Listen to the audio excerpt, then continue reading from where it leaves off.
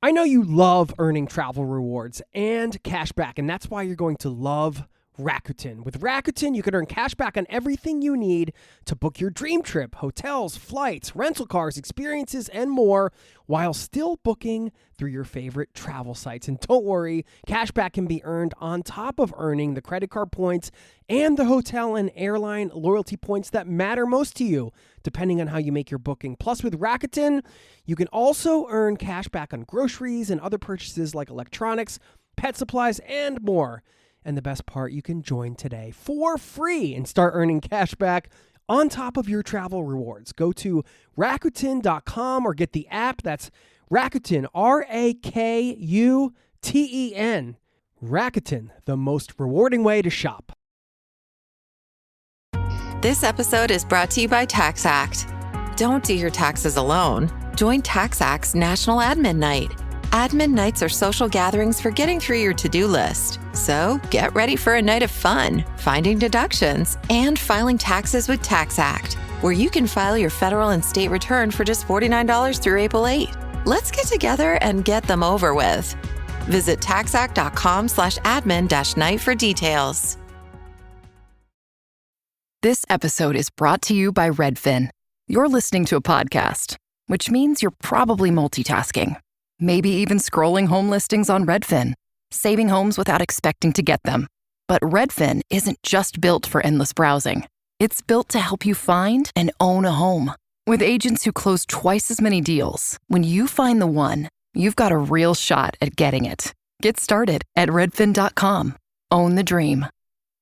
Remote work's a tool, man. Like you said, there's some people, it's like they don't care to travel. Like obviously that's your gig, Jason, and that's my gig. Like I love to travel. I love to be in other countries. I love to use it as this tool for myself. But someone else's tool, it may be just to be at home with their dog and not have to have that commute.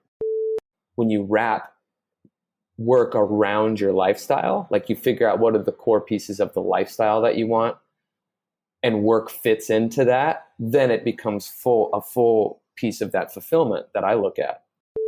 Create stories about accomplishments, about metrics, about things that you've done previously.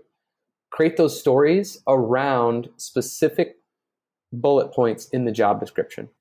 That was Jordan Carroll, a.k.a. the remote job coach. He is today's guest, and he's really seen remote work from all angles as an employee, as a business owner, hiring remote teams, as a coach who helps people land their dream remote job, and he brings a ton of actionable advice in this episode, not only for people that are seeking remote work, but also if you're an entrepreneur, whether you're established, whether you are somebody who is looking to become a digital nomad or bring their work on the road, there is a lot of value for you as well, particularly when Jordan breaks down his systemized process for networking and for making contacts.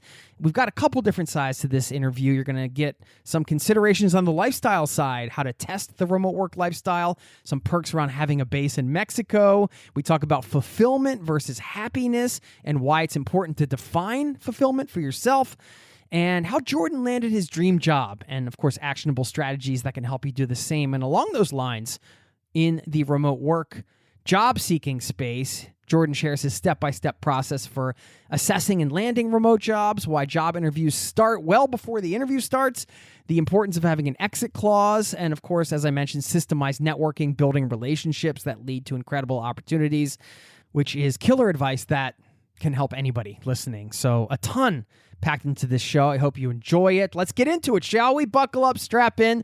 Thanks for being here, and welcome to the Zero to Travel podcast, my friend.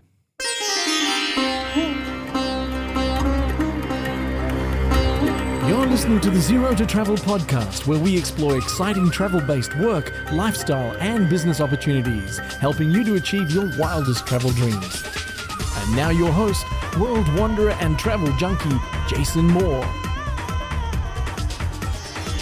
Hey, what's up? It's Jason here with ZeroToTravel.com. Welcome to the show. Thanks for hanging out, letting me bring a little travel into your ears. This is the show to help you travel the world on your terms to fill your life with as much travel as you desire, no matter what your situation. or experience. I'll keep this short because I want to get into this episode for you. Jordan Carroll is our guest.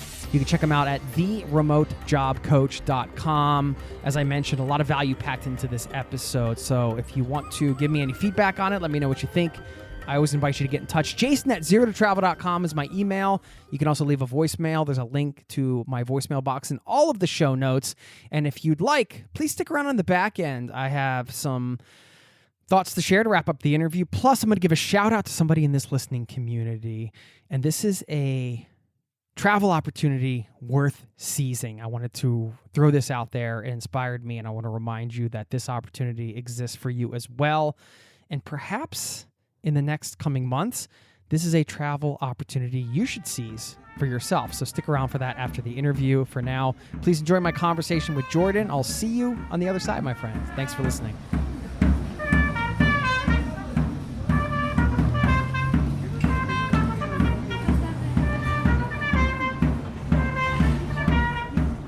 Well, dude, I'm excited to finally meet you. I feel like I've heard your name, been running in the circles in some ways.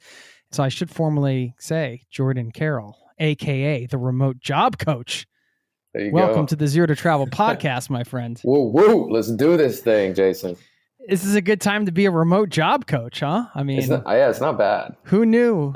I mean, I've been doing it for 4 or 5 years. So I think when everything happened, that's unspeakable. It kind of flipped the world on its head a bit. But I think now we're seeing like a correction, like the pendulum swinging to the other side. So there's all sorts of ways you could look at it, depending on your perspective. Well, I mean, we're going to get a ton of advice from you today. I think one of the big intentions behind having you on the show was just for you to share your expert advice on getting a remote job, right? So we can like dive into that later. I know that's what you do. You have content and courses and coaching programs to help high performers learn a process to land legitimate remote jobs and gain more freedom and flexibility in their lives. So, we're going to unpack the lifestyle, the reality of it, and also get some good actionable tips. I read on your site that you had a nonlinear journey of gaining location independence.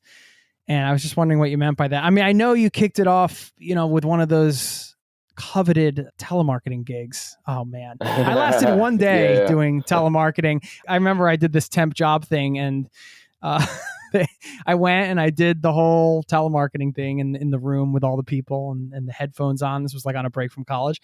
And then the next morning, my buddies came to pick me up because there was like 4 of us doing it.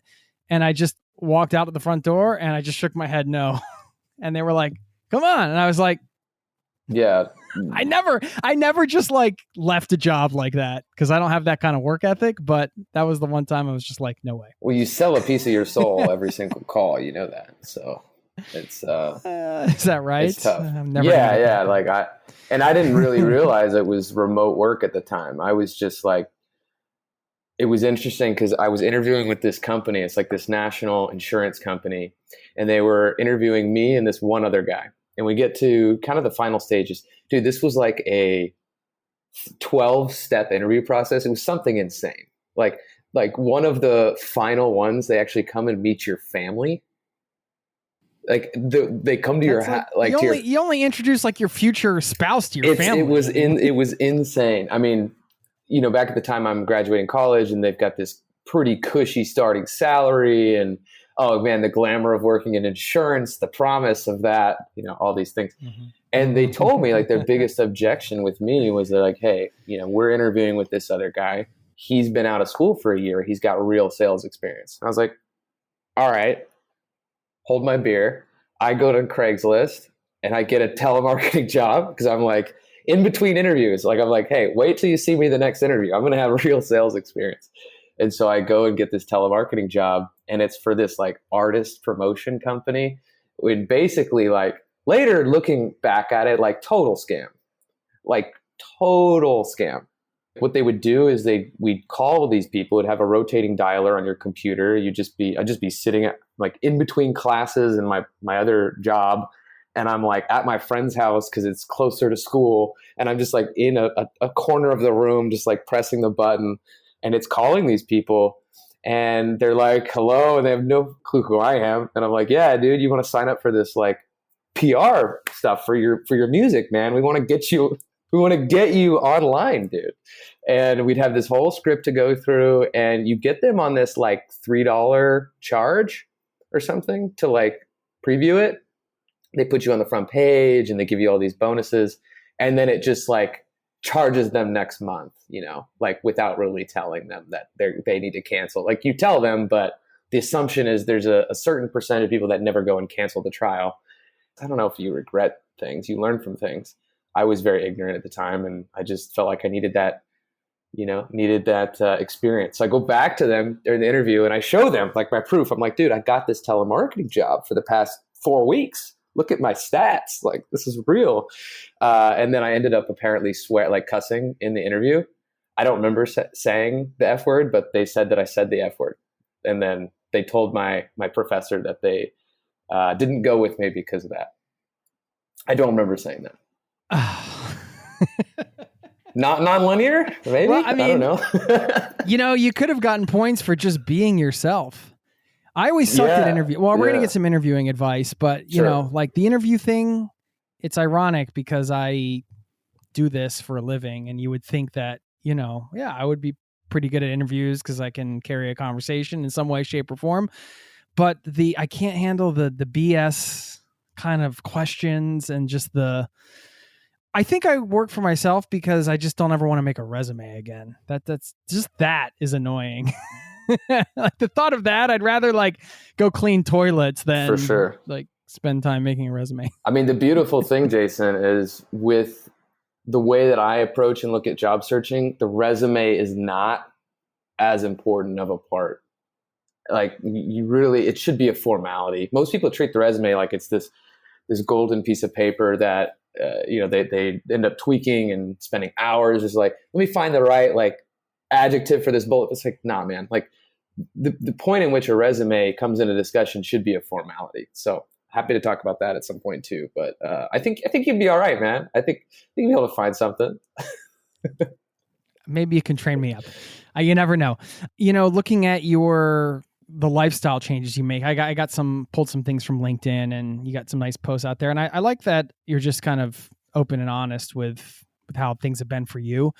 It sounds like the move to working remotely really changed your life in a lot of ways. I mean, the health stuff you mentioned, you can talk about that, quitting cigarettes and drugs and alcohol and things like that. I'm not sure if you're still like off all that stuff or whatever.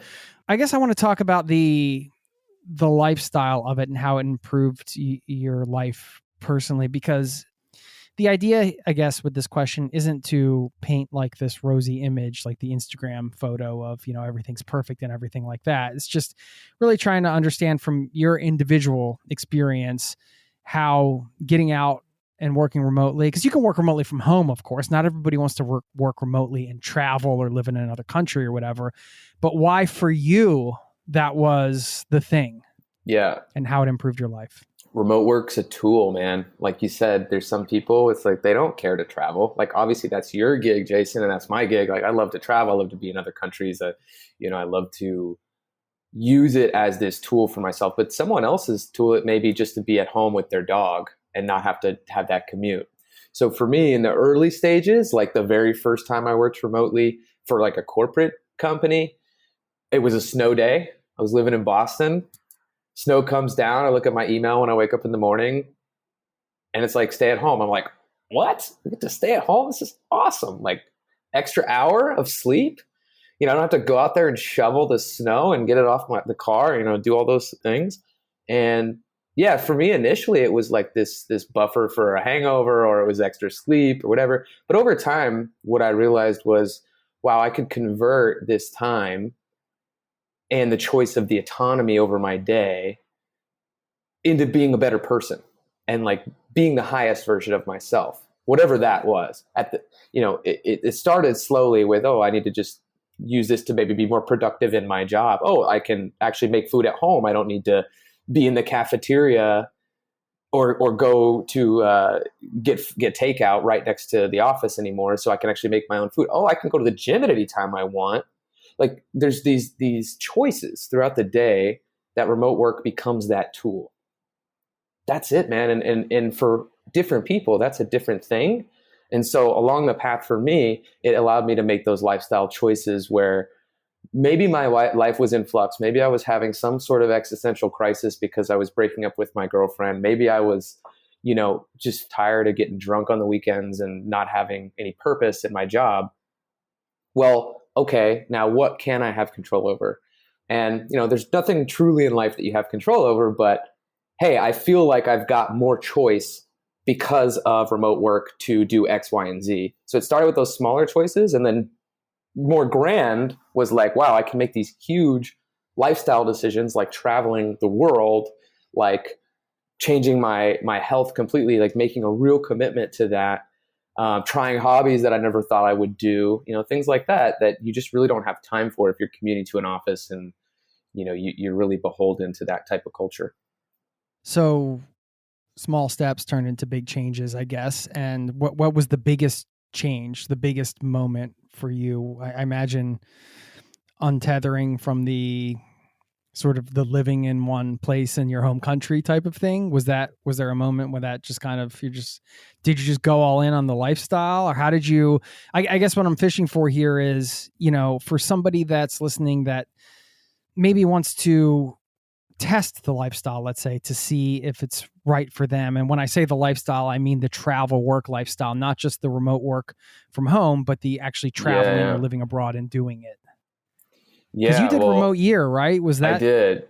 Yeah. And if I look back on some transformational and foundational things, it was like making that choice.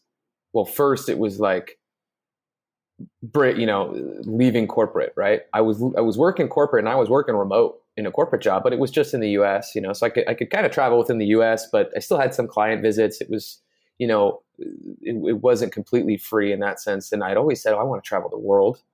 I knew that. And so eventually I left that to go to this really small PR firm where I had a little bit more flexibility, but still, had some things in Portland, Oregon at the time, when I had a girlfriend. But then I had to break up with her, and then I was like, okay, now it's existential crisis. Like, I have a moment in life where I thought I was going to get married to this person. I thought my life looked like this. Whoa, what if it looked like that? And then I found out about remote year. So that was definitely a moment for me that was like really key. Do you want to explain what it is, just so people know? Yeah. I'll give you all the deets, Jason, because there was a really big piece in there that I think is good for people that are listening to this. I found out what remote year was from a targeted ad. And basically remote year is turnkey digital nomadism. You pay them a monthly fee. They set up all the logistics for you to take your remote job that you already have and travel the world to a different country every single month. So I pay remote year, one monthly fee. I've got my accommodations, my co-working space. I'm traveling with a group of people. It's a community in a box, digital nomad community in a box. And I found out about this thing and I set up a call with them. I was like, man, I'd really love to do this, but I want to work for these guys. It's like, I want to get a job at remote year. This was the key. This was your hack. This was my hack. And this is a hack that you can take across any sort of opportunity. I thought to myself, well, hey, I want to do remote year. So I ended up talking with one of the guys who is the program consultant. He's the sales guy. And I get on the call and I'm looking at him and he's got this freaking surfboard behind him. He's like, hey man, like, you want to do remote year? like, that's cool. Like, I'm just like, dude. He's like, you're allowed to say the F word on this call. This interview, profanity is allowed.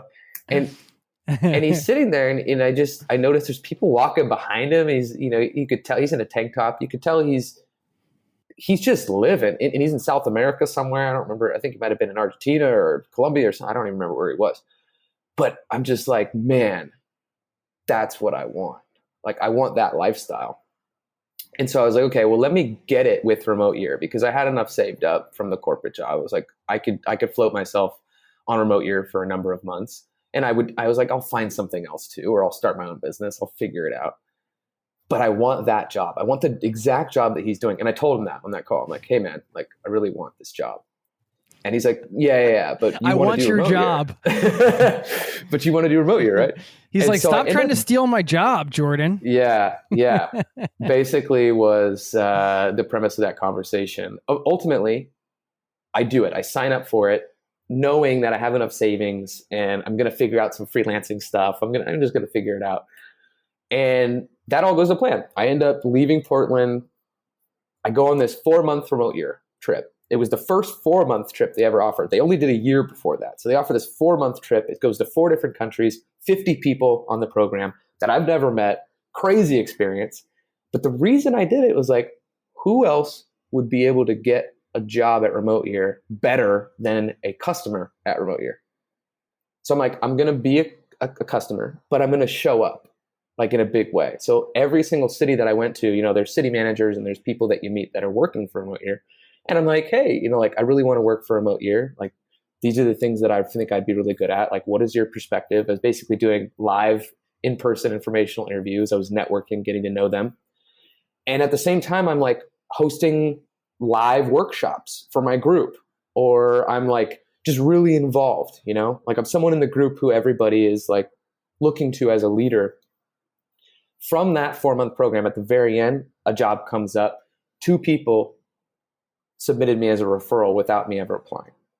So you think when I walk into that interview process, what's that going to be like? They're asking me questions about, mock stuff about remote. I'm like, yeah, I just did the program. Like I know everything.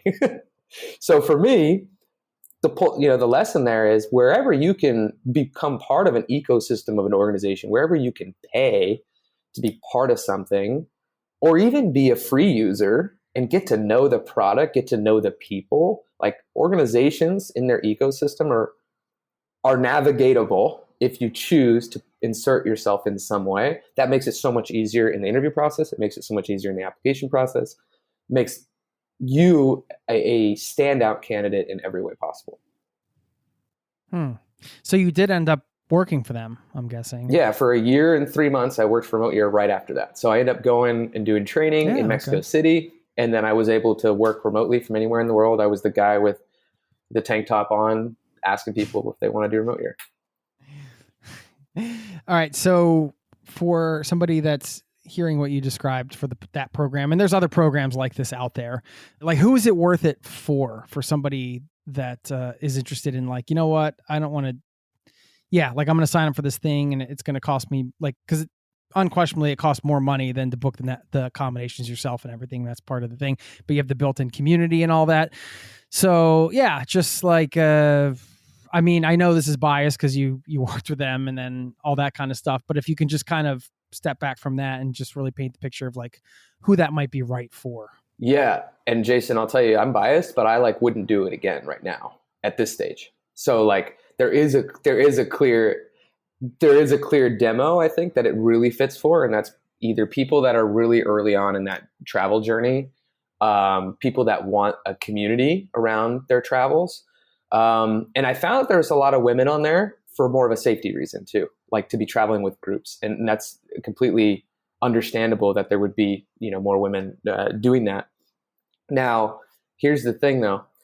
Remote Year was bought by Selena, I think about a year and a half, maybe 2 years ago, like right out of the pandemic. The co-living company. Yep. Right. Hostel. They do have the big hostel chain, co-living, co-working.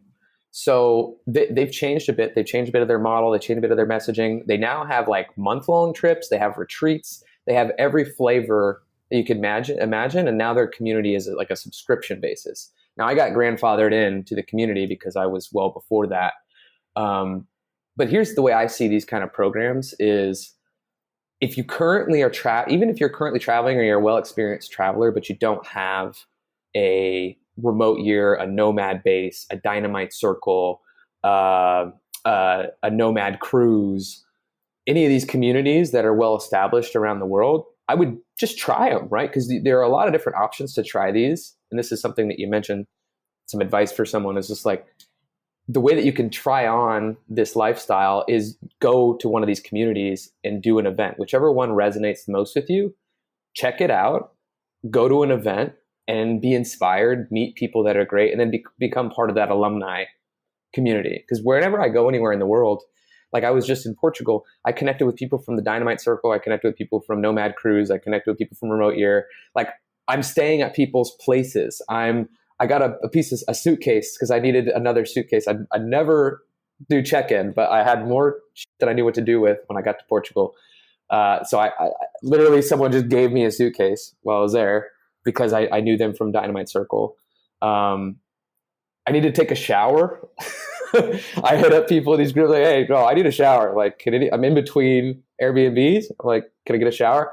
Someone let me have a shower. So it's like those in-between moments, man, when you have all these communities that you can rely on, it's in every single city, like major city in the world. It's beautiful.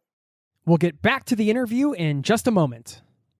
I know you love earning travel rewards and cash back, and that's why you're going to love Rakuten. With Rakuten, you can earn cash back on everything you need to book your dream trip, hotels, flights, rental cars, experiences, and more, while still booking through your favorite travel sites. And don't worry, cash back can be earned on top of earning the credit card points and the hotel and airline loyalty points that matter most to you, depending on how you make your booking. Plus, with Rakuten, you can also earn cash back on groceries and other purchases like electronics, pet supplies, and more. And the best part, you can join today for free and start earning cash back on top of your travel rewards. Go to Rakuten.com or get the app. That's Rakuten, Rakuten. Rakuten, the most rewarding way to shop. Don't let tax refund worries hold you back. File now with TurboTax on Intuit Credit Karma. They'll find every credit and deduction to help you get every refund dollar you deserve, or your money back. Start filing today in the Credit Karma app. Now, back to the show. How do you like living in Mexico? Why did you choose Mexico of all the A woman. places? Well, I chose Mexico because of a woman mostly at the time. But I do love the convenience of Mexico. I love the culture, the food, the language. Man, and in Playa del Carmen specifically, where I live, it's very livable. Walk everywhere. It's highly concentrated in one specific area of the city in Centro. There's a lot of great amenities. Cost is rising, but it's not terrible.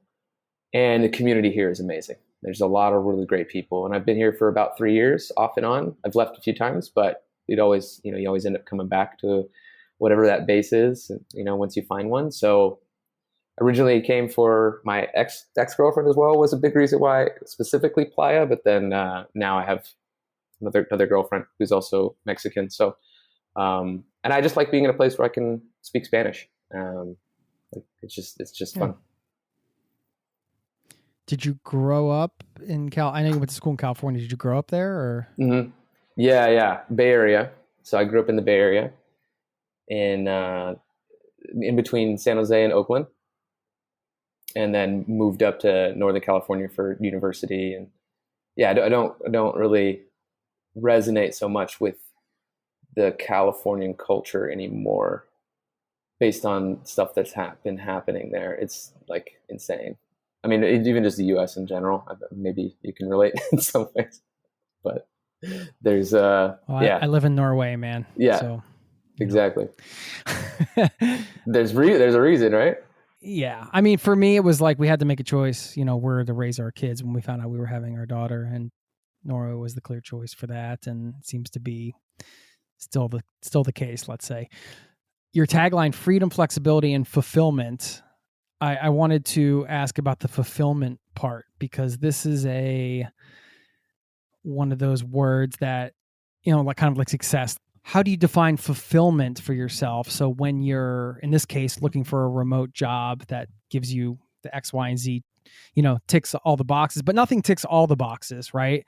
I don't know if you find in your process it's important to define what maybe fulfillment means. And I like that you use, maybe it's you just like alliteration, because I do, freedom, flexibility, fulfillment.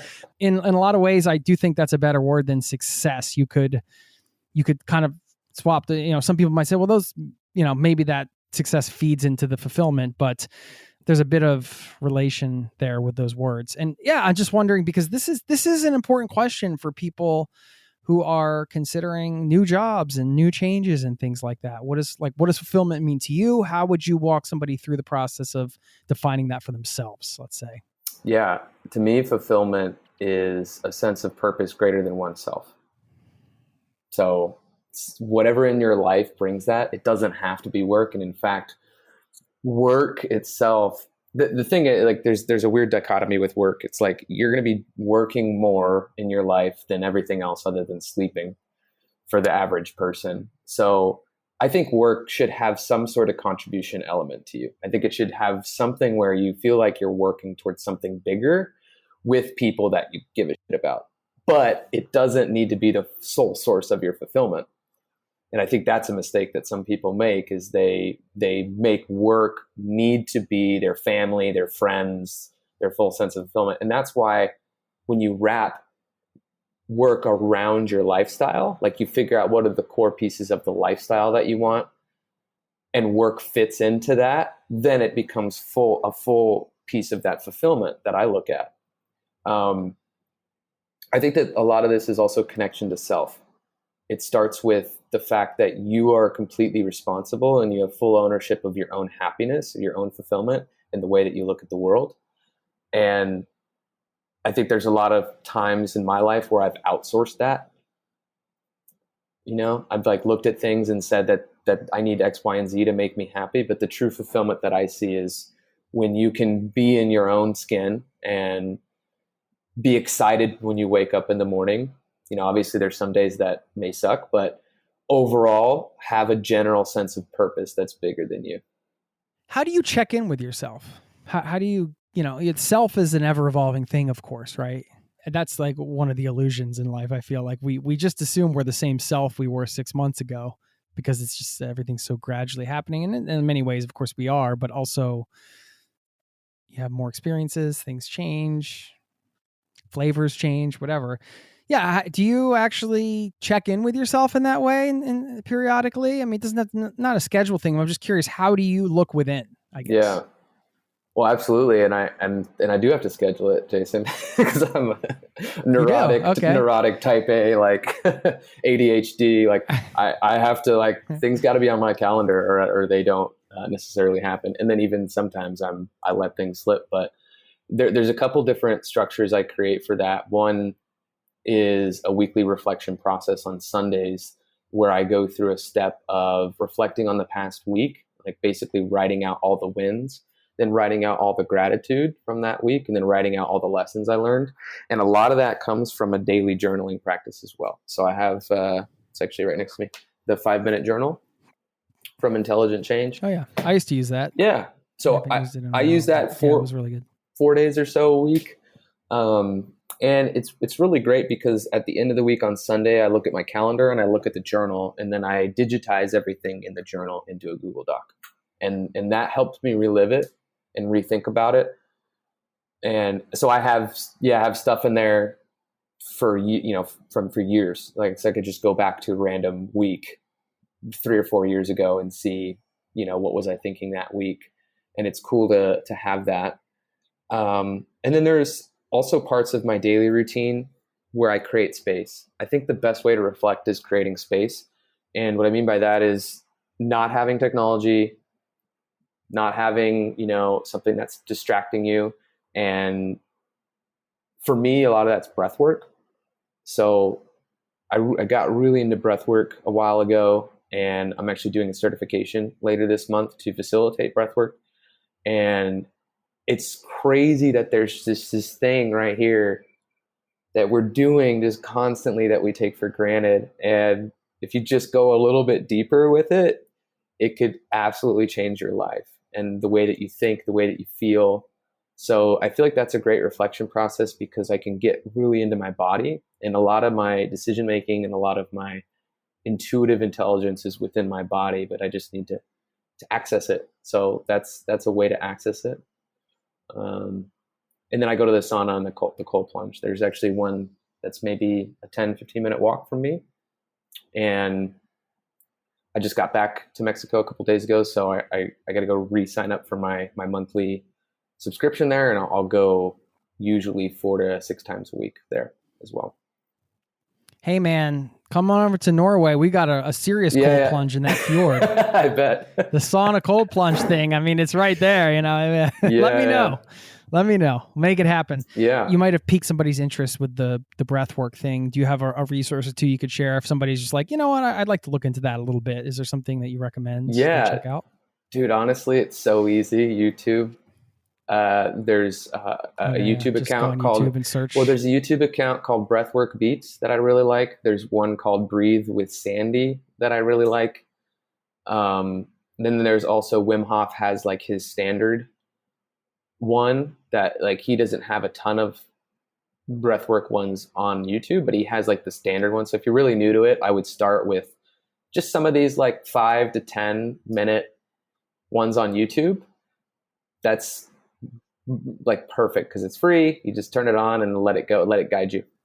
Should we get into a little bit of advice here, since this is what you do professionally? Sure. You've done it in your personal life. You've seen this from all angles, man. I mean, you've worked the corporate remote work gigs. You've run your own thing. You've been part of remote years, the communities and all that.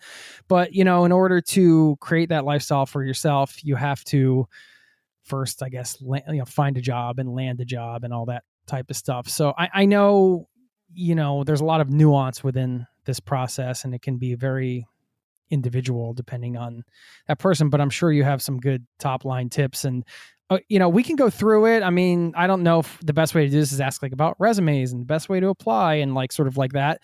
But the first question I want to ask you, and then you can kind of guide me in how to sort of tackle this, is college still necessary? Is college still necessary? I mean, I don't know if the short answer is no, because there are plenty of people that have succeeded without a college degree, even up to this point. And there are more and more certifications and boot camps and, things that are coming up that are alternative forms of education that can help people land jobs. But, I think there's a bit of the stigma that's going away around that I would love to see, go away even more. But there are many companies that will still look for a college degree. Now, depending if you have experience or not already in a given field, they may overlook that. But I think that's an individual's choice. Like for me, college and the university experience wasn't necessarily about the education. Looking back on it, it was about the soft skills that I learned being in a college environment, and also the relationships that I built. That for me was what college was worth. And those things do apply in a lot of team environments and a lot of companies. So I think it's good for people to ask themselves, like, if you want to go get the college experience, like, how are you going to build soft skills, and what kind of relationships are you going to build? And maybe what kind of involvement can you have with clubs and things like that? Because I think those can be really valuable. Yeah. Okay, cool. Well, where should we start? Let's start with the misconceptions and what people are doing wrong, because I think that's a great way to get people's attention of like, hey, stop doing this, or at least reconsider. And the first thing I say is stop applying to jobs. This is going to maybe be very counterintuitive, but I think most people, their strategy for doing this whole job search thing is, I'm going to go on this job board and I'm going to apply to jobs. That's it. Like, sure, that's the first thing you would think about. That's what you do. No, like, it's the quickest way to run yourself into the ground with discouragement, because not only is everyone else doing that, but there is really no leverage you're building through that process of just applying. Unless you have the perfect resume, which I would venture to say that most people who are listening to this particular podcast do not, and the perfect experience and all the things checked off, then you're not giving yourself a real shot each time you just click that easy apply button, for example. So instead of looking for the easiest way to apply, my recommendation is to change your mindset. And what the mindset should be is, how can you make yourself the easiest choice for a company, right?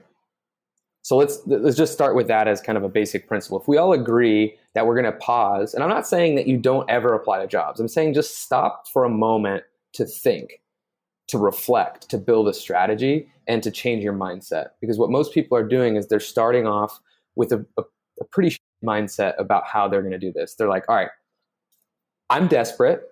I need something remote. I'm going to run to all these jobs. Every job that I see that looks good, I'm just going to hit that apply button.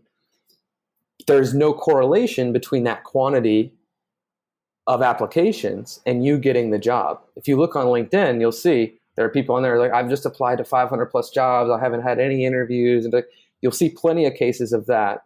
And I think one of the big reasons that happens is that in order to get an interview with a company, even just an interview in a look, there needs to be some sort of trust or some sort of assumption that you are capable to do the job. And then it also doesn't hurt if you have some sort of transfer trust from a referral, for instance, right?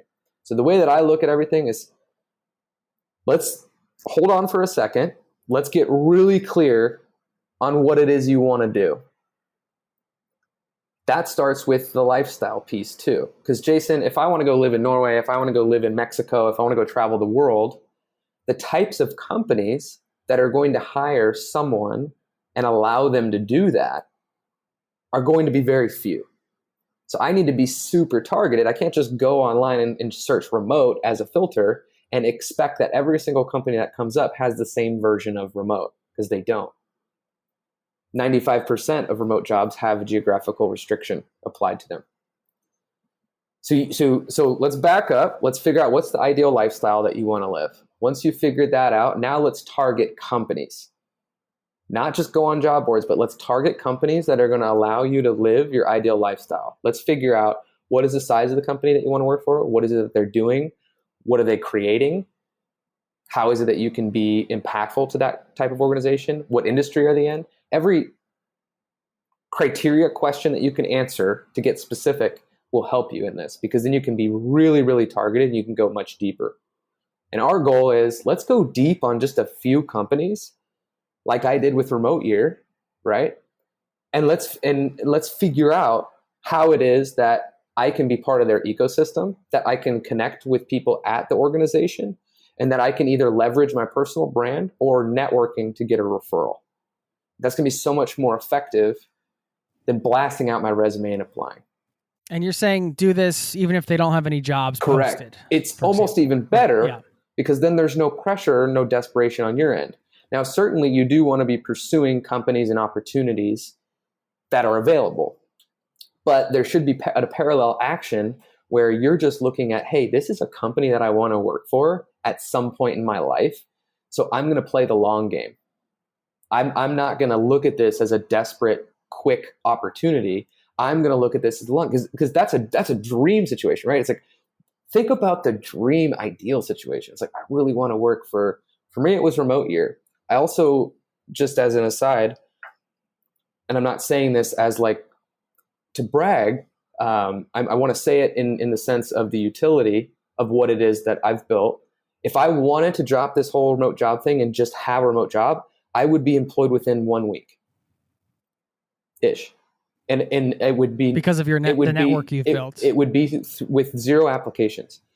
And actually, I recently started a couple different contracts with companies that I really, really like. And I was like, I know the CEOs, and I was like, hey, there's a few things that I could do for you. You know, they're really small scope projects, but I was like, I just want to try this out and see how much. And so I do this myself too, but that's because of relationships that I had built with these people. One was because I cold outreached on LinkedIn to this person 2+ years ago. And we had developed a friendship over 2+ years. The other one was a guy that I met in the Dynamite Circle who lives here in Playa del Carmen. So because of the communities that I'm part of, because of the relationships I've had, and also because of the personal brand that I've built, it's a no-brainer for some of these folks to be able to say, hey, like, I'd love for you to come do this for me. And then my request becomes really easy for them as well. It's a great way to look at it, the long game. It's not always easy when you have bills to pay and you're anxious to get started, of course. But I would imagine you would also recommend not putting all your eggs in one basket, so to speak, like one company basket. Yes, you want to build relationships at a certain X company you want to work at, but maybe you should also try Y and Z and for sure ABC and so on. Jason, I'm curious, are you familiar with Gary Vee? I'm sure you probably know who Gary Vee is. Gary Vaynerchuk. Oh yeah. Yeah. The So spastic guy that wants to own yeah. the Jets. So he I'm has kidding. he has this concept of I read his book back in the day. What was the book? he's got a few. Jab, jab, the hook was one of them. No, the one before that. Mm. I don't know. Anyway. So I'm only bringing it up because there's this one thing that he said that really resonated with me. There's some stuff he says that doesn't resonate as much with me, but this one was like really applicable to the job search, and it was having macro patience but micro speed. So the way that if your mindset going into a job search is of desperation and is of I need to get this as quick as possible and is of, this kind of scatterbrain energy, that's how you're going to show up in all the interactions. And companies don't want that. They want someone who's level-headed. They want someone who's competent. They want someone who they can trust can get the job done. And when you show up from a much better mental place, and this is also where I talked about fulfillment earlier, and like self-awareness and like really being able to like sit with yourself, is that attitude and energy that you bring into every interaction counts. So if I'm looking at having that macro patience, it's looking at the whole scope of your life and saying, if I'm going to get to this place of location independence, for example, fully remote work, and I'm going to be working for an awesome company that values me and that I love, like, yeah, there may be stepping stones along that path. And that may be due to a skill gap, that may be due to opportunities not being open at the right time, maybe due to a lot of factors. But on the daily basis, how many interactions and how many steps are you taking to get to that? And how can you make that a priority to be like, hey, like one of the easiest things that I tell people to implement is a 5x5x5 LinkedIn process.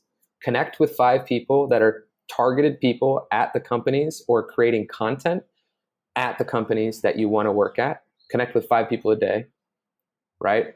That's an easy one. Leave 5 comments a day on content that's relevant in your industry or with people that work at the companies you want to work at. And then unfollow 5 people.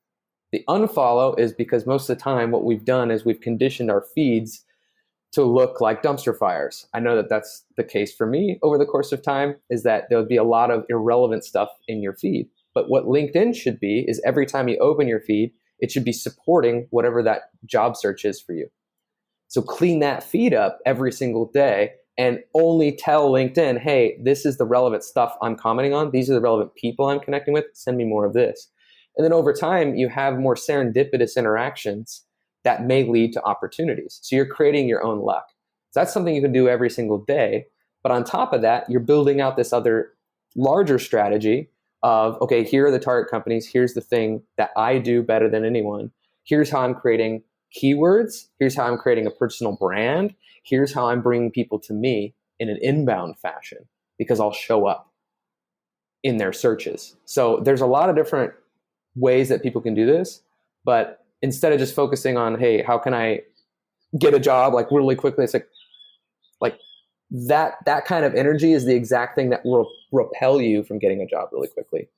Yeah, I like the simplicity of the 5x5x5 and the fact that you're taking something, an algorithm that's designed to work in the company's favor, and putting it back into your favor, essentially. Right? You're like, all right, well, they have their algorithm. They're going to show me the ads and the things, but also let me, if I'm very intentional about utilizing this algorithm on my side, it's going to start showing me the things I want. It's going to create these serendipitous partner or matches, I guess, like you said. So I would imagine, I guess, if you had like a small checklist of things people should have for starting this process of finding companies they want to work for and connecting with them and everything, just from what you said, I imagine, a good solid updated LinkedIn bio is one. Are you recommending that, and utilizing the process you just laid out, are you recommending that people should have some type of personal branding, meaning like a personal website or something like that? Is that a necessity, you think, at this point? Yeah, let me clarify what I mean by that. And I'll give you kind of a chronological order of how I think people should do this. So I think the first thing is stepping back and getting the clarity. What is the type of company that you want to work for? What's the lifestyle you want to live? And really marrying those two, because you don't want to be in a situation like I've had one client who came to me, when they're looking to work with me, and their recent experience was getting to like a second or third round interview, and then the company who said they had a fully remote work from home position in the US said, "Are you willing to relocate?" She said, "Why would I be willing to relocate? I thought this was a remote job." She's like, "Oh yeah, well, pandemic's coming to a close. We're going to be bringing people back to the office a certain number of days a week." So this is happening a lot. Like people are getting duped by companies who don't have a clear remote work policy, and they don't even understand what it is they're doing. So let's get clarity on what your ideal lifestyle is. Let's get clarity on what type of companies will allow you that lifestyle from day one. Look at their about page, look at their career page. If they don't mention remote work in those places, it's probably not, like, they need to be someone who's not only remote okay and like okay with you working remote some of the time. You need to be remote supported. You need to be remote friendly. Mm-hmm.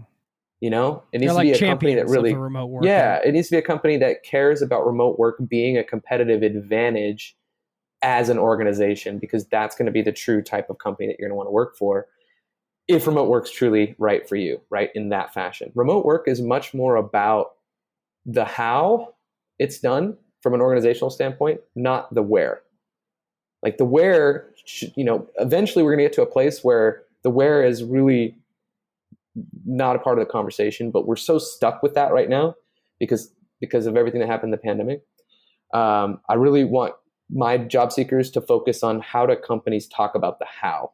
So find those companies. Now what you need to do is really take a look at what's the role that you could do and be so freaking specific, because if you can do marketing and sales and project management and you can code, I have people who have all that stuff in their headlines or all that stuff. It's like companies don't want a jack of all trades who can do everything okay. They're hiring for one specific role typically, where they want someone to do something really well. So figure out what it is that you can do the best and hedge your bets on that skill set. And that's what you should be focusing on. So then we go look for keywords. So find 5 to 10 jobs descriptions. I recommend Teal HQ. Teal HQ is a job search CRM. Get yourself organized. Like actually have a game plan and a strategy with a CRM as a customer relationship management tool. It basically tracks all your opportunities, it tracks all your network contacts. It allows you to set up follow-ups, allows you to do all these things. And it will also show you your keywords.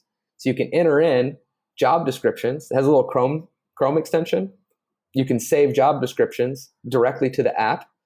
It's amazing.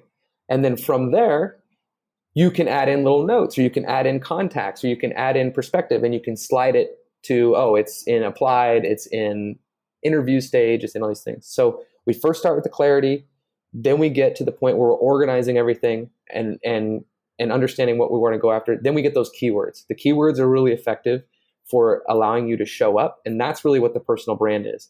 Personal brand is just using what companies are saying they want and using those words instead of our own. You never have to create your own bullet points ever again. If you're creating your own bullet points, stop.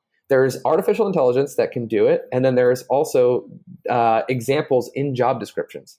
Just go into these job descriptions and literally take the bullet points. The only thing you should be doing is just adding your own metric in there or adding any additional context, but never starting from scratch to create anything, right? Because you have all these things to your disposal. So you can use the Teal HQ. It'll show you what keywords are the most important. That's how we're going to be framing our personal brand. And then the commenting strategy and the networking strategy also helps you build your personal brand, because it's allowing you to find your voice. And you can even use the bullet points from these job descriptions to start creating content. And you can even use the comments that you're doing as their own original posts. Doesn't mean that you have to do that, but your brand should look on LinkedIn, for instance, like the type of person that these companies want to hire using the words that are in these job descriptions. We'll get back to the interview in just a moment. This episode is brought to you by Fandango. People say fans are too distracted these days, but the truth is, when a great movie hits the screen, you show up, you stay glued, invested, part of the story. And without fans like you, there'd be no cinema magic, no shared moments. So head to Fandango.com to get tickets, stream, or rent or buy top movies and series. Fandango loves fans. Protein is now at Starbucks, and it's never tasted so good. You can add protein cold foam to your favorite drink or try one of our new protein lattes or matcha. Try it today at Starbucks.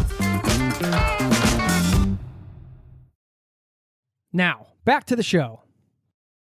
At what point during the relationship building do you do the ask? There's got to be a point where, you say, hey, are you guys hiring or or what, Yeah. It's, there's definitely a lot of nuance in that. What I recommend people to do is to start conversations based on a mutual interest or some sort of thing that can help you build a rapport. So typically what that looks like is there's a filter on LinkedIn. This is the most effective. If there's one strategy that rules all of them in this particular part of the process, it's this one. There's a filter in LinkedIn. You can search by content and you go down and you search target companies. Within that, you can create a feed that is only content created most recently by people at your target companies. So you click this filter and then all of a sudden the feed changes and now it just shows, like, let's say I'm looking at Zapier, or let's say I'm looking at GitLab, let's say I'm looking at Doist with your boy Chase, and I add all those companies in this filter. It's just going to show me who's creating content at my target companies. Now I choose from that, what is the content that most resonates with me that I can realistically comment something that's meaningful. A meaningful comment for me is also formulaic. It's a compliment plus a perspective plus an open-ended question. Simple. I'm going to compliment the poster for something that I view as valuable that they've posted. I'm going to add my own perspective, which typically ties back to my expertise if I'm doing this in a good way. And then an open-ended question to keep the conversation going. Now I've just warmed up a DM, right? Because I'm doing this all without being connected to this person. Once that has happened, and maybe we have a couple back and forths in the comments, when you send a connection request to this person, it's now no longer cold. It's now going to be much warmer because they know who you are and they've just had a conversation in the comments. So now I don't necessarily need to go for the ask yet, but what I'll reference is what we talked about. And if your personal brand and the way that you have your LinkedIn set up is good enough, a lot of times they'll recognize that maybe you're a good fit for a role that they're hiring for. I've had that happen for many clients where they end up messaging about the content, but the conversation's turned around on them like, hey, we're also hiring for a lot of these, because people get paid for referrals. Just remember that. So you want to put yourself in that position to get that serendipitous situation. But also, if you go into the DMs and you start talking about the content, you start having a natural conversation, what you can do is do what I call the projection technique, where you say, at some point in the conversation, maybe you've had a few back and forths, but now you're like, all right, well, now I kind of want to make this ask, but I don't want to be in a situation where I just feel like I'm taking. If you project the question, you say, so I've been looking at the roles at your organization and I found this specific one is really good fit for me based on X, Y, and Z. If you were me, how would you go about applying so that I can stand out? So now you've turned it on them to give you advice. And because you're not directly asking for it, and if they're, if they're capable of doing a referral, at that point, they'll give you the referral. If not, they'll maybe give you some good advice on what to do. Either way, you've just continued the conversation and you've been really specific about what you'd be good at. You don't want to just be like, hey, how do I get a job at Doist? Chase will be the first one to tell you he gets that message a million times a week. It's not a good way to do it. That's very good, Jordan. That's a great tip. I mean, I think that projection technique is basically giving you a specific actionable strategy to do what you kind of need to do overall, which is just kind of be cool about it, right? Like 100%. You're trying to get a job, Unattached. but you're not trying to be like the sort of, right. Like the needy kind of, people can just sniff that out.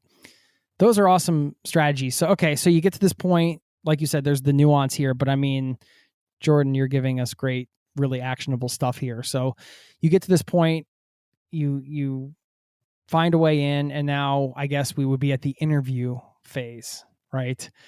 at some point. I just wanted to hear your best advice for interviewing online. I imagine a lot of those take place online at this point, especially for remote jobs. How important is the visuals? I mean, you mentioned the guy with the tank top and the surfboard. Maybe that's a no for some people. In that case, it's like that's going to help sell that service, but not necessarily yourself. Is that where we go next? Interviewing, if you're going to dish more advice? Yeah, I can definitely go there. I think one other thing to mention is just from there's always a value exchange happening in interpersonal dynamics, right? Like Jason, like you're providing a huge value to me by having me on your podcast, right? And I'm hoping that my value is reciprocated in some of the tips that I'm giving your audience that keep them coming back to your podcast, right? Well, just think about the way that your value exchange is happening in the interactions when you're looking for a job. Value is very subjective and it comes across all different parts of a spectrum. You commenting and engaging with someone who's posting content, the reason I brought that up was because it's a very low barrier way and low risk way, especially if you pick people that are maybe at your peer level or even below, to connect with people at these companies and get practice, right? This will not be natural at the beginning, especially if you've never done this. So that's my fair warning to people, is that this isn't me telling you to go send one message. This is like 5 a day. And that's where that micro speed comes in, is where if you're able to like stack up these interactions and have 5 a day, imagine what this looks like over the course of a month or a couple months, right? There's so much serendipity that can happen. So, but think about the value exchange, right? The reason that we ask it in that way and the reason that we stay unattached to the outcome is because that particular mental attitude will be the thing that gets you further in this process. You may have that feeling like, oh, I need to be desperate. I need to like get this thing. I need to do that. But if you just take a deep breath, all goes back to the breath, right? And you just say, hey, like I'm truly unattached to whatever happens in this circumstance. That energy will then come through. And when you said people will sniff it out, people will sniff out that, hey, you're just trying to build a relationship. This is actually about building real friendships. That's all. And that's why I said pick content that you actually resonate with, because the comment that you leave in those circumstances should be a real legitimate comment that you actually feel. So I just want to say that. And then there's value in that, right? There's value in you being authentic and commenting on someone's thing and like taking part in what they've created. People are creating that stuff because they want engagement. So if you're engaging, if you're sharing their content, if you're becoming part of their little ecosystem, they may be willing to do something for you, but the pressure is not for you to put on them to do that. Give them the opportunity to do it, but also be aware of the value dynamics that are at play in your interpersonal relationships. So I wanted to say that before we go to interviews. Mm-hmm. Yeah. Yeah, that's great, man. Thanks. That's an important point. I mean, even not to get too meta here, but even when this podcast comes out, and I'll send it to you and let you know it's out, and I'll offer you the opportunity to share it with the link and everything. But if you don't, no worries. I always say it's okay. Like, it's totally, if it's your audience, your decision. So you're just trying to be like, I always like to try to give people like an out, 100%, for something. It's like, just kind of like, yeah, I don't expect it. It's all good either way type of thing. And it truly is, And it has to truly be, because if it's not truly, if you have a hidden agenda, that's the thing that, like you said, people will sniff that out. And that thing that you just mentioned, we actually use that in the job seeking as well. It's called an exit clause, right? And this actually works really well. Let's go kind of to interviews. And I want to just say that interviews start well before interviews start. So the way that you get better at interviews is that you have what's called informational interviews. So this is where we transition that some of those requests that you might send to people throughout this process while you're engaging with their content or you're messaging with them might be to have a short informational interview, especially if they're at your peer level, especially if they're at the organization in the field that you want to be in. Like, you want to gather some more information because you're actually also qualifying the company too. A lot of people forget that. There's like, Yeah. There's this dynamic of it's like, not a one-way street. Yeah, the company has all oh, please give me this job. Like you should be evaluating it as well for yourself and qualifying, is this a place that I actually want to work, or is this going to make me more miserable than I already am?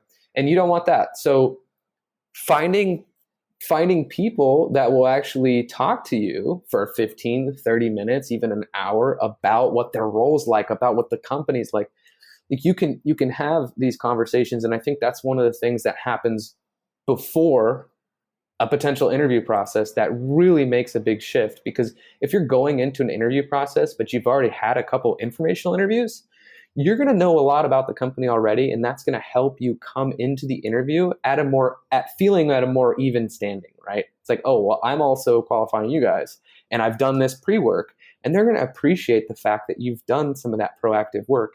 Because a lot of people are just applying and barely even researching the company at all, right?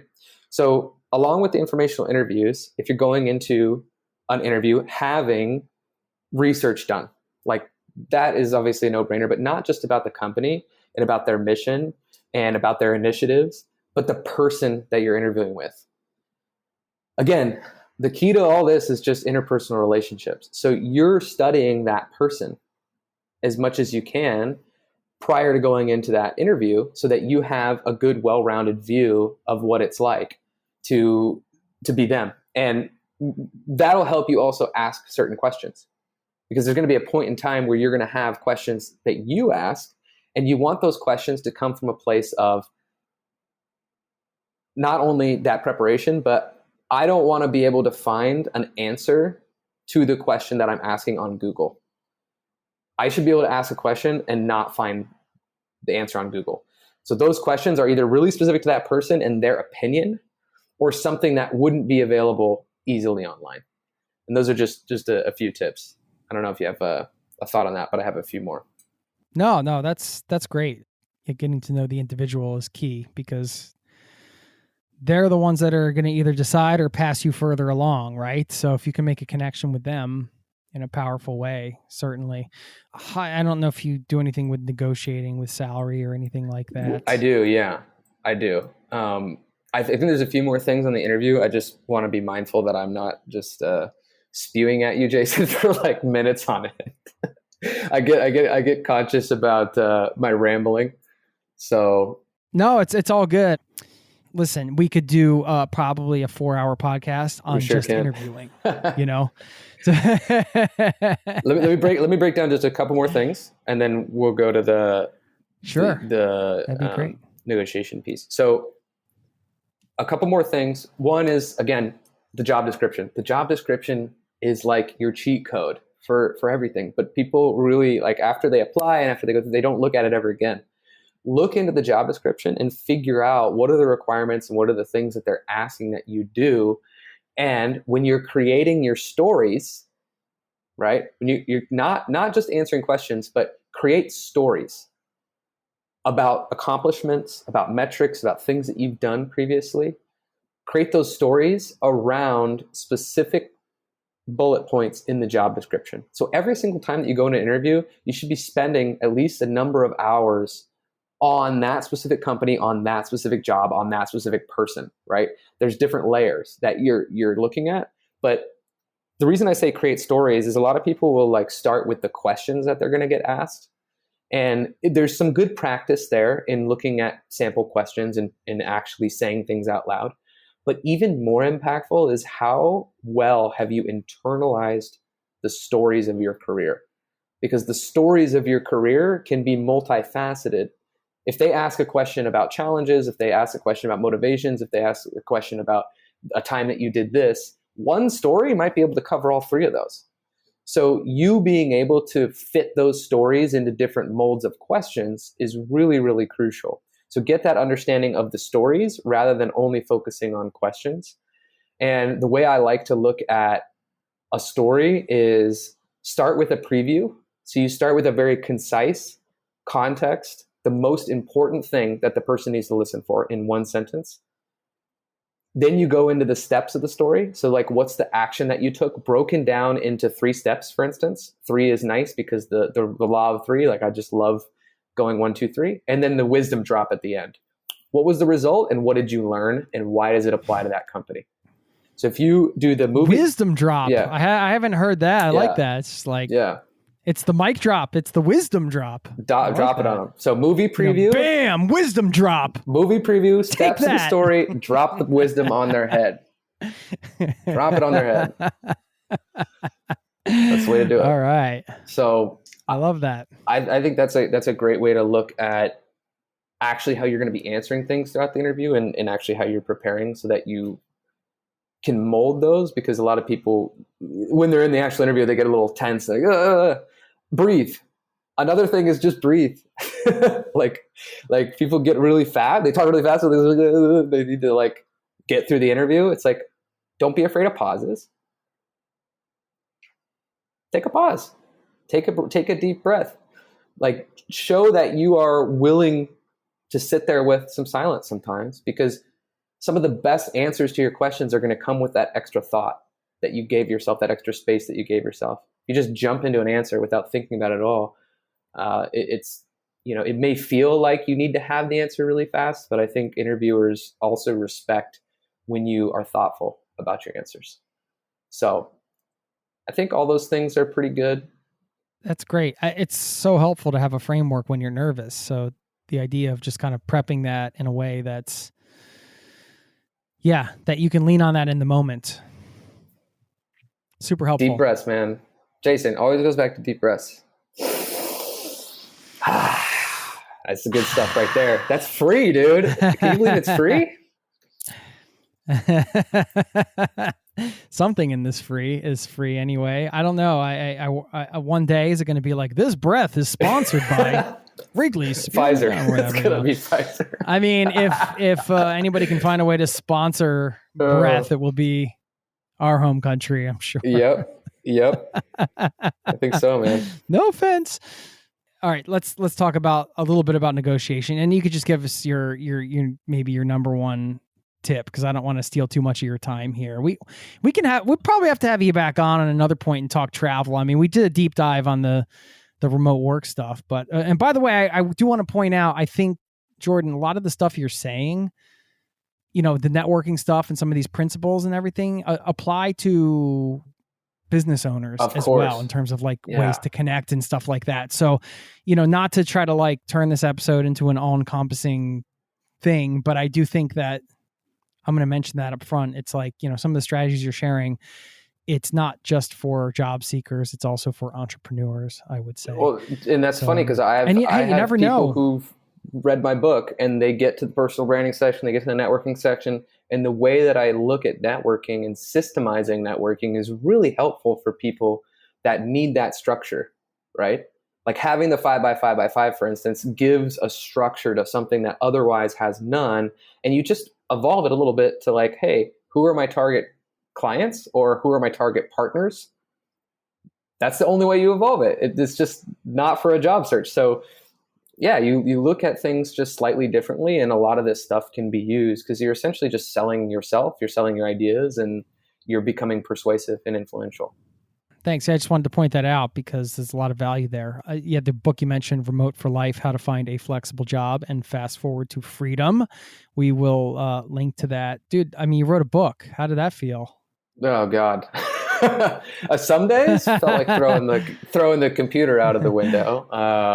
It was a few years of work, man. I was lucky enough to be able to write it with a publisher called Scribe Media. They used to be Book in a Box, and they really helped with everything. So I don't understand how people do it without that kind of help, but I wanted it to be like just a really legit book that could stand test of some time. And funny enough, like 6 months after it's written, ChatGPT comes out. So we'll see. AI is like changing everything now. So that's great. But I had originally started writing it in 2018 and then I stopped, and I'm really glad I did, because then the pandemic hit. So there's always something that's going to, force some of your ideas into obscurity potentially, but I think it stands up pretty well. And man, it was so fun to have it done. like to actually have it in my hand and say, I got this done. Like there was a celebration we did. My girlfriend got me a cake where she printed out the book on the cake, and it was awesome, man. It was so much fun to have it done, but very difficult process. Congrats, man. Yeah, the fun part does sound like holding it up when it's finished. That does sound like the most fun part of writing a book. Yeah, absolutely. How can people get paid the most they possibly can? How can people get paid the most they possibly can in a remote job, or is this just in life? Yes. Okay. No, this is for negotiating a salary, I should say. Okay. Yeah. Well, I think one is have skills that demand being paid, right? There's going to be certain jobs and certain classifications of remote work that you're not going to have the leverage. And that's what negotiation is all about, is leverage. So look at the different leverage points that you have in a negotiation for your job. One of those is having multiple offers, because then that truly gives you the flexibility and the freedom to walk away from an offer. And if you don't truly have the ability to walk away mentally, if you don't truly have the mental ability to walk away from an offer, then you are not in a negotiation. I just want to make that clear. So if you're going into negotiation and you're scared that something's going to happen and you actually aren't going to walk away, say they say no, and then you're like, okay, I'll just take it, then this wasn't a negotiation. So think of those leverage points that you have. Think about what are your BATNAs, like the best alternative to a negotiated agreement. What are the things that can also be supplemented in a negotiation? That would be paid time off, for instance. It would be a certain level of flexibility with remote. Obviously, we want to be only dealing with companies that have that best in mind. So if it's not compensation, maybe it's bonuses, maybe it's advancement, maybe it's mentorship, maybe it's a whole host of things. So have all those BATNAs so that hey, if they say no to like my compensation request, then I can come back with something else that feels like I'm still getting something out of this negotiation. And you have to legitimately be able to walk away, and also separate the conversations. Don't have a negotiation conversation during an offer. So if you get an offer verbally on the phone, do not accept it right away. Thank them and ask them for it in writing, and understand when you're being appreciative, you're getting it in writing, and you're also understanding when it is that there's an expected decision, and basically saying like, I'd love to see it in writing and make sure that I go over it and formulate any other questions that I have. You separate that into a second discussion where now you have the negotiation, and the negotiation also includes all the questions that you need to feel good and secure about what it is that you're going to be doing. So if you have other questions about the payment structure or how the company works or whatever, add those in the top part of the agenda of that negotiation conversation, and then have that negotiation conversation on the second half of that. Okay, great. Have you ever read Never Split the Difference? Great book on negotiation. Yeah. Chris, is that Chris Voss? Yeah. Yeah, I have. Yeah. A long time ago. And I've listened to a few podcasts that he has as well, or that he's been on. And there's definitely a lot of principles that I try to take from there. He's obviously a lot higher stakes in negotiation, but the principles remain the same, right? Yeah, for sure. I mean, great stuff, man. I don't know if there's anything you want to close it out with, just like sort of last minute wisdom drop. You want to end cap it with a wisdom drop? Yeah, let's drop some wisdom on folks. Yeah, typically the symptom is not the problem in your life. So if you're not getting these interviews, if you're not getting any responses, if things aren't happening for you, there's a lot of times there are symptoms that are not the actual root of the problem. And with most job seekers, the sneakiest thing that I ever see with them is their own belief system. And it's really sad to say, but most people just don't actually believe in themselves. And they've gotten enough confirming evidence from the job search that they shouldn't believe in themselves. So I'm here to tell you, take a step away, reset, learn how to gain some belief in yourself, and look at the things you've done well in your life as confirmation that you can actually do this. Because you have to believe that you can do it in order for it to happen. Awesome. I mean, I would call that a wisdom drop. I guess. Boom.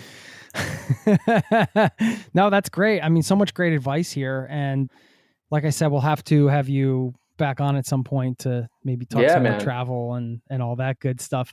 We have we have something called dugnad here in Norway. Have you heard that term? Probably no, I haven't. It sounds like donut, but it's dugnad. It's like Dugnad. And it's this like Norwegian concept where like everybody comes together from the community to clean up essentially. Okay. But you can apply it to, so they have this with like the soccer league or whatever, like everybody will go and they'll contribute. So we have our neighborhood dugnad coming up. I don't know why I'm bringing this up. I think there's something about, what you mentioned today with community and kind of the fact that connection and all that stuff, which is such an integral part of, it definitely sounds like for you, long-term happiness on the road, living the lifestyle, but also, getting there in the first place by getting a job and the things we talked about today, which really comes down to, like you said, building authentic relationships and connection and things like that. And man, I really appreciate that. I'm so glad we got to finally have a chat, and I hope we can stay in touch and do that fjord cold plunge at some point. Hell yeah, man. Big shout out to Chase for putting us in touch. And Jason, I just wanted to really thank you, man, because when I first started traveling in 2018, I remember distinctly that was when I first downloaded your podcast and was listening to some of those episodes as inspiration. And to just be on it a few years later is like, it's awesome, man. And it's a testament to what you've built as well with your community and all the different things that you do. And you've just had such a great reputation with all the people that I've interacted with that know you, and Mitco being another one of them. And I know you guys had a really cool project with Location Indie. And there's a lot of parallels within what I've seen you do in this space to what I attempt to do. And I'm just super grateful to be here. Thank you, good sir. That's super kind to hear. We'll link to the various things, of course, the remotejobcoach.com being, would you say, the main hub for everything? Yeah. You can get to pretty much everything from there. Cool. So if you need some help, you heard today, Jordan's a wealth of information. So definitely reach out to him. And that's why I wanted to have you on, because you're the expert on this, my man. So thanks once again. Thanks for the kind words. And I definitely look forward to staying in touch. All right, brother. Appreciate it. Cheers.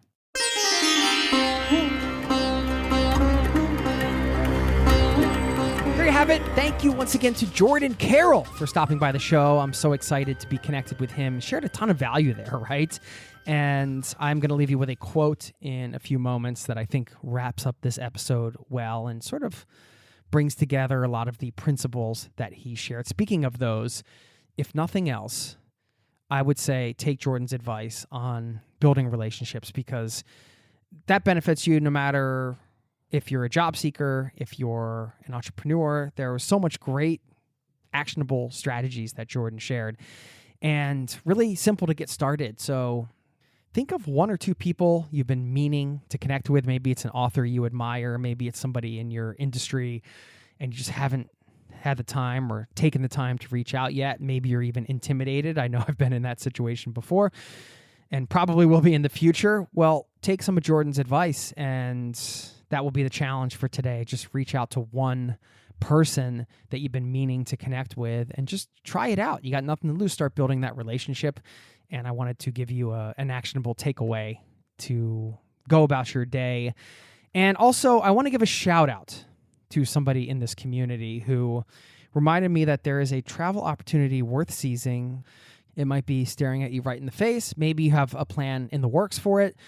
Maybe not. Either way, wanted to bring it to your attention and also give Judy some props here. She wrote me an email with the subject header, Dream Big. She said, I'm 71 years old. A few years ago, decided to dream big, take a really big trip, but I didn't want to do it alone. I talked to my oldest daughter, Jennifer, who has lived abroad and traveled a lot, if she would be interested in an extended trip. I suggested, since I'm retired, that we really go for it and travel for a full year. She was employed full-time and wasn't sure how she felt about it. Finally, at the end of 2019, she said she would seriously consider it, but to give her about 6 months to make a final decision because it would mean quitting her job. And in the email, Judy goes on to talk about how the pandemic derailed them from their trip, but ultimately they decided to take it. And she finishes up, quote, It was an epic 12 months. Not only did we learn so much about the countries we visited, 19 in all, but we learned about each other. Both of us reside alone, me in California and Jen in Colorado, and we suddenly had a roommate 24/7. Challenges to say the least. And they're both still adjusting to life back in the U.S. as well as back living alone. And she finishes up the email saying, I just wanted you to know that dreaming big can truly become a reality if you really want it to happen. So thank you very much, Judy. Congratulations on the persistence and the drive and never giving up on that big dream and taking that trip with your daughter. A year abroad. Sounds incredible. 19 countries. And I wanted to offer this up to you as a travel opportunity worth seizing. And what I mean by that is planning a trip with a close relative. Of course, this might be something you've done before. Maybe it's been too long. Maybe you've never done it before. Maybe you've always wanted to take a trip with one of your parents or that aunt or uncle you're close with or a cousin you're close with or whatever the case. These moments slip by. People don't stay young forever. And despite challenges, difficulties, as Judy mentioned in her email, Jen, her daughter had to quit her job and, required a lot of commitment and sacrifice, but they have these memories forever. And I wanted to share this because if this is something you've either been putting off or perhaps something you haven't thought about in a while, that is the travel opportunity for you. It's right in front of you, traveling with a close relative, planning a trip together, even if it's just a weekend trip. My mom and I and the kids took a trip to Sweden when she came to visit, which was super nice. And I'm actually in the beginning stages of organizing a family reunion because I'm like, you know what? I can't see everybody, so what if I can get the extended family to come to me? I'm just going to make the family reunion myself. So there's things you can do like that to bring people together, even if you want to bring them to you. But I just want to throw it out there. It's a gift to have even a weekend, a week, even a short trip to have that time together with a close relative who you really love and who loves you, and seize that opportunity if you get the chance to do it in the coming months or within the next year. Okay. I will leave you with a quote that I think wraps up this episode very nicely. We talked a lot about relationship building and networking and kind of just doing it in a way where, you're not attached and you're yourself. And you can do all of this being yourself. That's the beauty of, I guess, putting yourself out there in this way, whether you're trying to land a remote job or start a business, you want to share your story. Jordan talked about the importance of creating stories around your accomplishments. And I think the art of that is just, sharing those stories in a way that is authentic and just being yourself. I think that's the most important thing to keep in mind, and one of the things that will make it a lot more fun, right? You don't have to pretend, you don't have to be somebody you're not. You can just be yourself, and that comes down to authenticity. And this quote from Charles R. Swindoll, I don't know who that is, but he had a nice quote on authenticity I wanted to share to wrap this one up. He said, I know of nothing more valuable when it comes to the all-important virtue of authenticity than simply being who you are. We can all do that, right? We're just here. Just be yourself and go out and get them. Have a great day. Thank you for listening to this episode, and I will catch up with you next week. Peace and love to you and yours. Thanks so much. Cheers. This podcast has been brought to you by ZeroToTravel.com. Ideas and advice to make your travel dreams a reality.